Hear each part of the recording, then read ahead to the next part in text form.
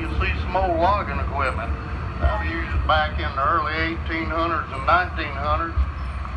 You know, you could make $1 a day if you wanted to work from sunrise to sunset out here amongst about 800 black bear, 16,000 alligators out here, and probably about 20 venomous snakes out here.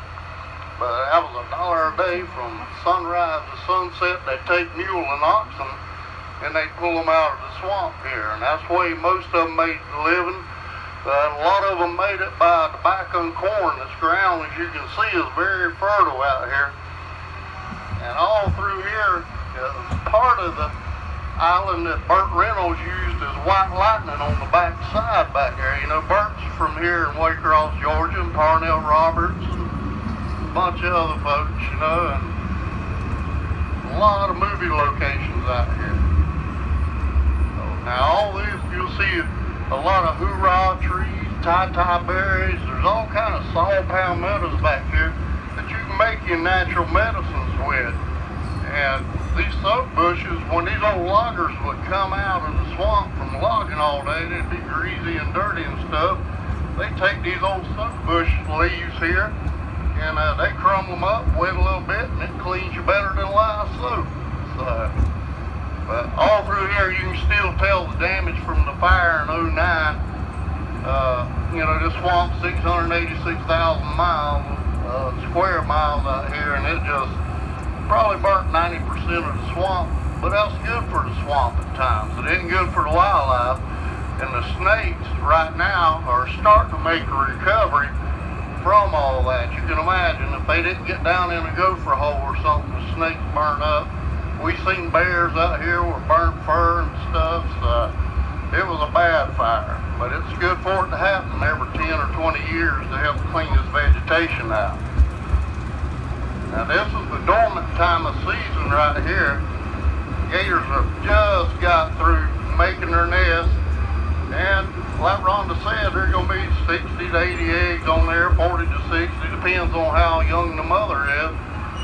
And it's amazing to watch them work that nest. They'll go up there and touch that nest with the tip of their nose to check the temperature on that nest, because, you know, if it stays at 86 degrees and below, they ain't gonna have nothing but females. 86 and above, you're gonna have nothing but males. And you'll get a chance to see old Crazy. I don't know if y'all seen Crazy yet, Oscar's son, old big gator out there. He may be on the island y'all going to. He's the new king of Okefenokee. He ain't as big as old Oscar was, but he's got more of a crocodile mentality. Sometimes he'll kill something in his territory, another male gator, and eat it. Sometimes he'll kill it and just let it float there to mark his territory. But all right through here, Black Panther, there's about 6 in this patch of woods here to the left. And if you ever heard those Black Panthers making that screaming at night, that eerie sound, you know, it sounds like a baby crying or my wife beating me up or something, you know, it's pretty unnerving out here at night. You'll see all the birds' nests. These cypress trees that's in here, some of them are 1,300 years old. As a matter of fact, going on Mud Lake on the back side over here, it's 1,300 years old. It got struck by lightning 6 years ago, and it's still got an eagle's nest in it, and it's still standing. Hard, durable wood. Good to make furniture out of and your houses out of. And if you've been to the animal show today, you'll see all kind of snakes that we got out there. You can go in this patch of the woods right here. This is the snakiest, tickiest, most insect-infected place that you've been in your life right there. Now there's a wax myrtle tree. That's kind of, we use that as making insect repellent out here, because as y'all know, the yellow flies get by out here one time this year, and they're worse than bees to me. I'd rather have mosquitoes than I would yellow flies. But what we do out here, if we don't use that wax myrtle, we'll take a mixture of half baby oil and half vanilla extract, and they'll land on you, but they won't bite you. Moon shining all through this part of the swamp is prevalent. my grandfather, he served a year in prison out here for making moonshine. You say, how in the world would they find the moonshine still out here and this stuff? And who wants to come out here with all these gators, snakes, and bears, you know? But he got caught taking a load to town right here. You look to the right of the train, you're going to see my Uncle Gid Cox's old moonshine still. Now that moonshine still right there would make 18 to 20 gallons every day and a half. And I don't think there's no such thing as 190 proof, but they said it was. But that was a major income in the swamp during Prohibition times and stuff. And when tobacco crops and corn crops wouldn't grow out here, but you of course know what the corn crops you used for, that was the liquor. But that's the original moonshine still there. Somebody stole some of the parts. Believe it or not, when I become a boat guide out here in 1971, guess what my initiation was to become a boat guide out here? I had to drink a half a pint of that moonshine at 16 years old without stopping. The rule was, if I stopped, I had to do it again. I don't know what happened after that first half time, but 3 days later I woke up in the grass and they said I've been talking to Elvis all day long, so it was pretty hard stuff through here. Now to the right you're going to see a big pond. That's usually where Big Toad, old Big Gator, stays. He's the second biggest gator we got in Okefenokee right now. To the left, you're going to see a Cherokee Cheekee hut. This is a Seminole Cheekee hut. You notice how that's built up off the ground? That's for when you're sleeping at night. You ain't got to worry about the snakes and the bears and the gators and stuff when that's underwater crawling in bed with you. And that's a Cherokee log cabin. That looks more modern compared to the other cabins we see out here today. Most all this stuff was made out of cypress.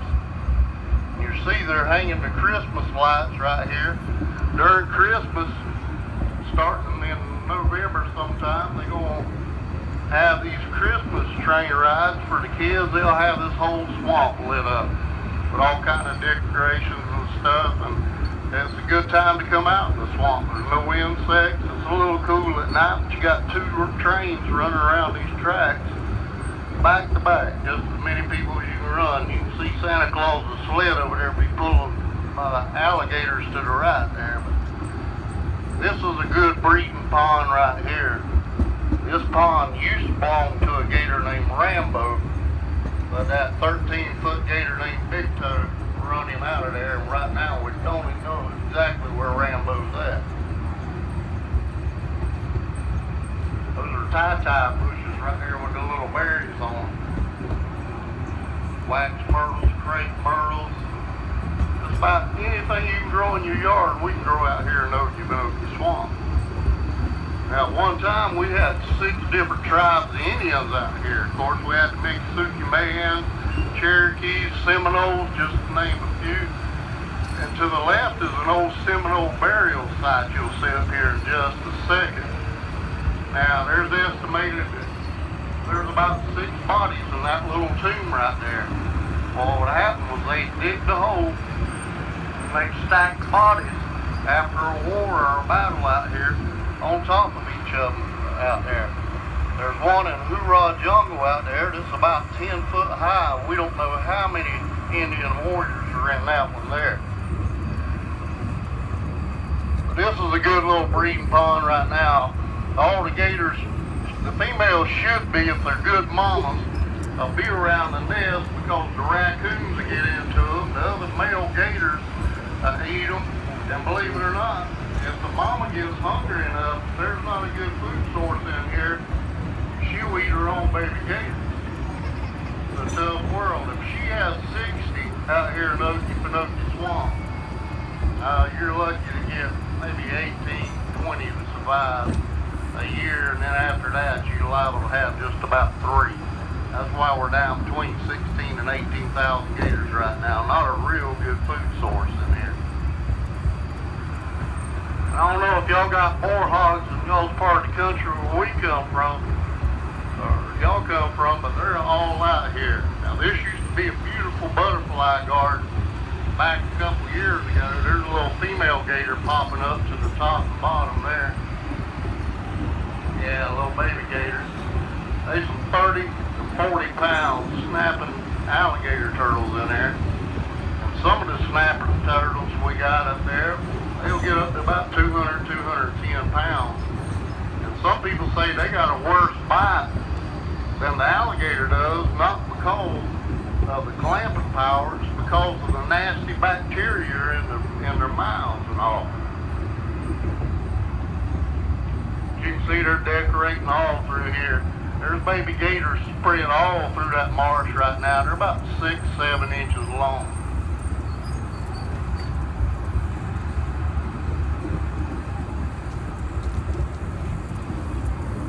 Now when y'all get to the island over here, you're going to go through a couple museums. It's pretty neat over there. You'll go through some old cabins, like Wiles' cabin, and it'll show you the way the old swampers used to live out here. And you'll say, man, how in the world does anybody live like that?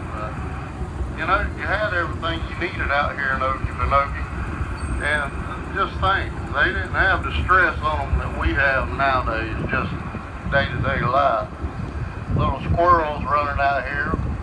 They got where they'll ride in the train with you and stuff. They're very friendly.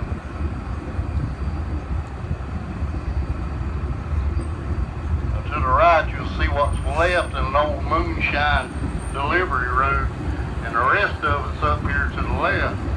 What they do is they make that moonshine, they barrel it up, they meet a truck up here on the left on the highway, and they deliver their whiskey. Never even have to go into town. My granddad was the exception. But late at night, this trail here to the left is where you'll see the wild turkey and the deer. Occasionally you'll see a black panther jump through there. They're pretty timid. Now logging was a big part of the swamp, the industry. But turpentining was too. When we get around this corner up here, you're going to see some pine trees that's got cat faces on it. What a cat face is they'll take and they'll skin the bark out of those pine trees. It'll start leaking sap. They'll put a cup under and they'll catch that tar, put it in a 55-gallon barrel, and they'll take it and they'll sell it in town. If you were lucky, back then you would get about $5 a barrel, and it'd take you probably 2 weeks to fill one up. Now, right in here is where we caught one of those 93-inch rattlesnakes that we got on display. We caught the other one out there at the tower. These saw palmetto bushes through here, you can find any kind of snake you want to find in here. But up here to the left, some of the tools and the old boiler that they used to cook down the turpentine in, you can see the old wagon there, they pull it out of there with mule and oxen. Put it in that barrel right there, and that's when they go to town and sell it. There's the boiler they used to cook it down in.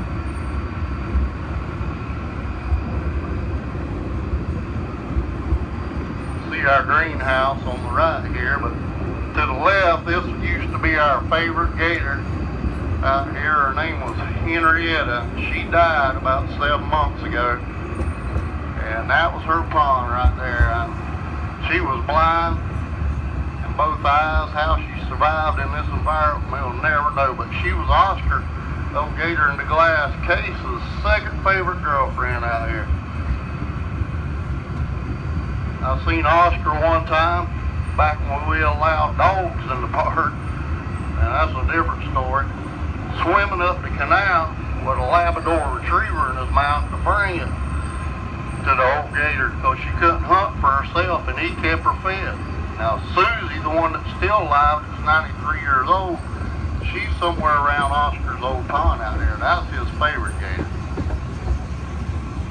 Now, this is where they store up the Lady Swanee at night, the train to the right there, but all this will be covered in Christmas decorations in about the next month. If you ever been out to the swamp at night, you'll know the swamp comes alive. Everything's moving at night. Bears, snakes, gators, raccoon, a little bit of all of it.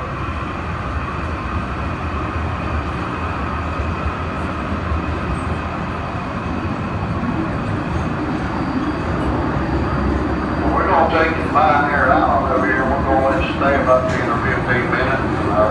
You're going to be able to go through 3 different museums over here. First one you'll go through will be an old log cabin, the way the pioneers used to live and stuff. And then you'll go through the movie gallery. You'll get to see Walt Disney and some of them. You'll get to see pictures, Burt Reynolds, Parnell Roberts, and what was the name he used to play Grizzly Adams? Old Dan Haggerty. He made a movie out here. That was a big old boy. You down about any gator out here. But you're going to see all that memorabilia there on the wall. And it shows you the way they made the movies. And back then, the swamp park, when you pulled in that gate, you could see 60 or 70 gators just laying all through here. But crazy, the new king of Okefenokee, Oscar's son, has just about eliminated every male in this territory. I'd like to see him get pinned up and this male count build back up, because even though there's probably about 70% male gators in the swamp, he won't tolerate any males hardly in his territory. But we're going to let you stop out here and stretch your legs off, go through those 3 museums. Rhonda will blow the whistle when it's time for you to get back on the train. We'd like to thank our folks from Alabama coming over here, visiting with us. We don't get to see them about once a year, so appreciate them coming over. But take your time, watch your step, getting off here. And when it's time to get back on the train, we'll blow the horn. But look on the island over there, Birdhouse Island. I couldn't tell if that was crazy or a big toe laying over there, and there's about a 13-foot alligator.